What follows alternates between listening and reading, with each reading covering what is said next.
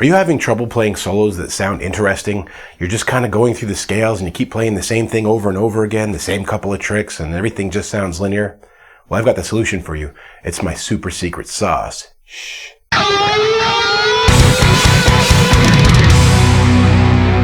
So I've been teaching guitar for some 30 years now, and invariably as students learn scales and modes and learn their way around the neck, and they learn what to play, they start to lose track a little bit of how to play, of how to make music, because they've been concentrating so hard on learning the notes.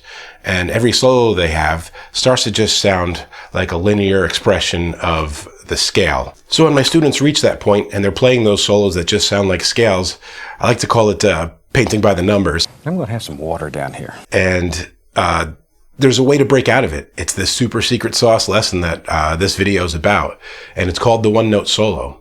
And the way it works is that you take either the piece that you're working on, trying to write something for, or in the lesson, I'll just play like a chord progression for them to play over with a drum beat. For our lesson here, I've prepared something for us, and my students have to play just one note and get everything they can out of that one note. And we do it for, maybe 30 seconds or a minute or so before we expound out a little bit. And I'm going to show you how it works.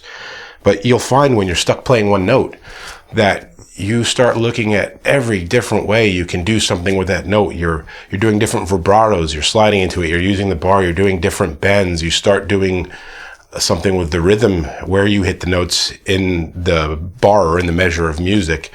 And all of a sudden music starts to develop, and then you can take that out. And when you go from one notes to three notes, it feels like you have the whole world available to you. You can write anything with three notes. And then when you have all the scales, well, if you're using what you learned from that one note, it starts to really sound like music. So I'm going to turn on the background piece of music that I had here for this and kind of play through an example of it and talk while I'm playing so you can see the thought process and what we're doing.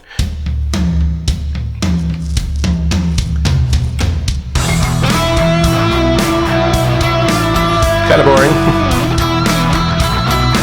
Pinching, crazy vibrato. Bends.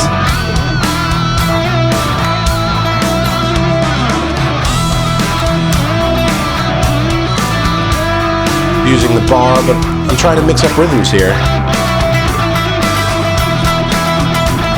All right, now I've got something that's a little bit music. Let's take it to three notes.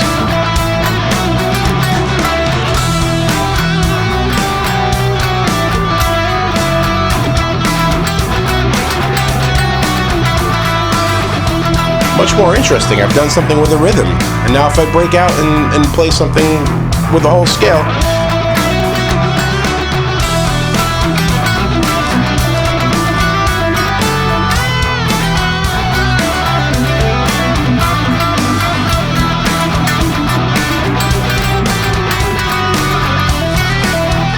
see how I'm using that rhythm pattern over and over again. It's a theme.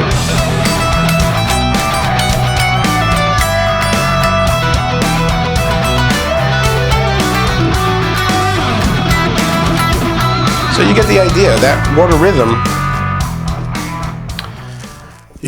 that one rhythm that I played, that I had to find by just noodling around. I mean, I came to it pretty quickly here. It may take longer if you're doing it for the first time, of course. But you'll find something. You can be playing just on the upbeat. So if it's...